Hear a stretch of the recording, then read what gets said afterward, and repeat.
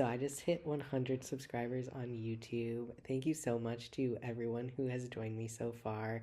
It's an honor, and honestly, I never thought I would hit 100. So I'm super excited about that. To celebrate 100 subscribers, I'm going to be building a 100 tile house in The Sims 4 for a starter budget. Honestly, I really enjoy building in The Sims 4, so I'm not only excited about the 100 subscribers, but I'm excited to show you my build as well. So let's get right into it. To start, 100 tiles is the largest size tiny home residential lot you can have in The Sims 4. With each of the tiny home residential lots, you get various perks like faster social building, faster skill building, things like that. It changes depending on what level of tiny home you have, but each of them do come with some type of perk. 100 tiles is the maximum size tiny house you can have. So that's what I set my build to when I first started. This helps me keep a super easy count on the number of tiles. And also, if I ever do decide to play in it, or if anyone else decides to play in it, it's already set up to give you the perks.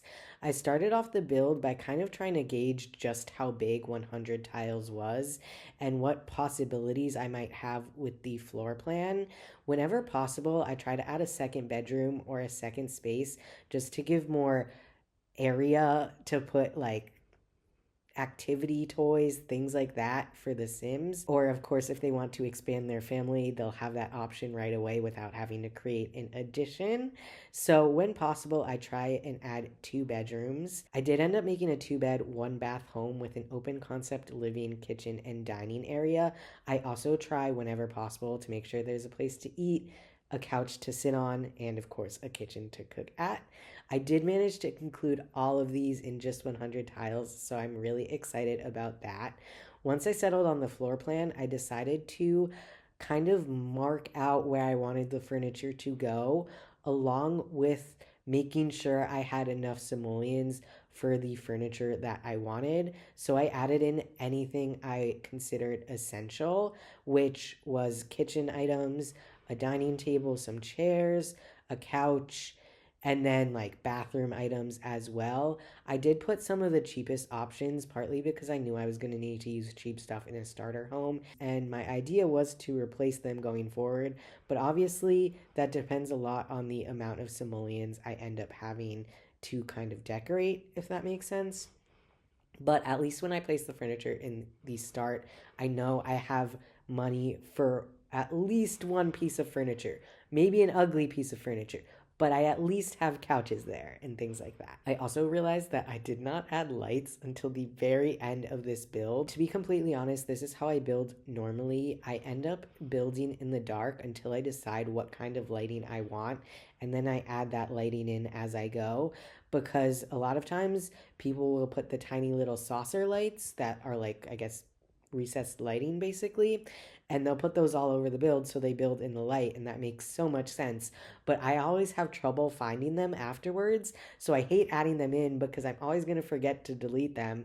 So I end up building in the dark, waiting until I actually like need to add the lights. But I do realize you are now watching a video of me building in the dark. So next time I am hopefully going to remember to add lighting at the beginning as well as windows. Normally I end up putting my windows in right when I'm building the shell, and that gives me the problem of finding where to put my walls, because sometimes the window placement that looks good on the outside is the absolute worst in terms of floor plan.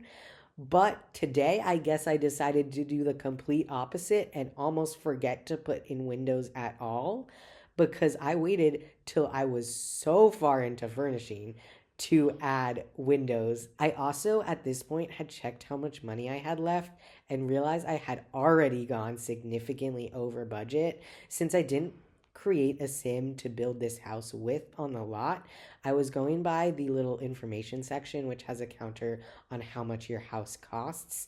So I built a lot, and then I remembered to check that and realized I had already gone over budget. So you can see me kind of switching out for some cheaper furniture in some places, and also making the kitchen a little bit smaller just to save that money on the counters as well. I'm also trying to add in some more of the essentials I didn't catch in the first round, like some doors, trash cans, things like that. By far, my favorite trash can is the one that gives you simoleons, but the new one that gives you simoleons, not like the alien looking one. And unfortunately, that one's really expensive. So when I can, I try and include it in the build, but it's also one of the first things to go if I do end up needing more simoleons. For windows, I ended up going with something really basic. I honestly wanted a basic look, and that was perfect because that was all that my budget had budget for. I did end up going with one of the new HBD, I think it's called, basic options, which I honestly really, really love the update that gave us that because they gave us so many basic window and door options. It's genuinely incredible. So that's what I ended up doing for the windows in black. And it also helped me kind of decide on a black and white color scheme, which turned out really good for me because all of these swatches of like the couches and stuff and even the counters, I hated the colored swatches. So I find it a lot safer to do black and white for those, especially that cheap counter. I use that all the time, but there's only like two swatches of that I like, and the rest I think are so ugly. So black and white can be a safer bet if you don't like a lot of the swatches of the cheaper items. I also wanted to build some outdoor space, so I faked some patios since obviously I couldn't add a deck or anything since I was already at the tile limit. So I just decided to add some like outdoor looking floor tiles and then put a little fence around it to make it look like a border. I did that both in the front and back as kind of like a front porch and then a back patio. I also added some really basic furniture in the back, including I think the cheapest picnic table I could find and definitely the cheapest grill I could find. I do know that Sims love spending time outside when they have the activities out there, so I wanted to give them a little bit outside that they could do. I'm also going through and starting to replace the swatches and where I can afford it, some of the items that I want within the house. For the second bedroom, I decided to go with an office instead of an actual bedroom because I wanted my sim to be a content creator since I'm celebrating getting 100 subscribers on creating content. And to be a content creator in The Sims, you need the most ridiculously large video creation station that you could possibly imagine. So fitting that in along with two full bedrooms was going to be very difficult. So I decided to just go with an office slash cat room for the second bedroom. And if I have a video station, I also love to build corner desks where possible. So I kind of combine the video station with another desk that has a regular computer on it. Once you add in the chairs, you can still fully use everything. Then I had to do my least favorite task, which is wallpaper and flooring. For whatever reason, I just do not find it fun to pick out wallpaper or flooring unless I go in with a very specific idea of what it looks like. Otherwise, there's just so many options. And I like the layout part of building, like, oh, where's this gonna fit? The style part is less my thing. And the wallpaper adds absolutely nothing to the layout, at least in my opinion. So having to spend time on picking out wallpaper and flooring and not doing layout options is just not my idea of fun. But of course, you don't want blank walls, so I had to pick something. I went for what I hope is more of a modern vibe, mainly black and white, but I did add some pops of color with the walls too.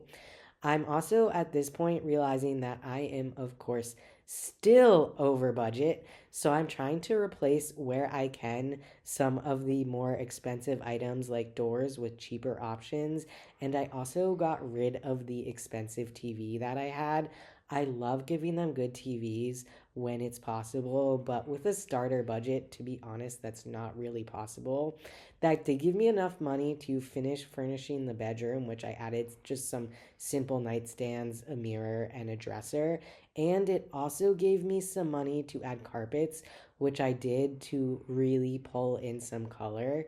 And I honestly started to love how it looked once I put in the carpets because that added the color that the place really, really needed at that point because before then it was boring. And You know how I was saying I didn't add lights because I wanted to pick the lights? I just used the saucer lights anyway because they were the cheapest. So I could have added those right in the beginning. But here's a quick tour of what the place looks like. We have the open concept living, kitchen, and dining area, which I thought turned out pretty well for me. It's got enough space, but it's not too cluttered. And well, part of the not clutteredness was because I didn't have the budget.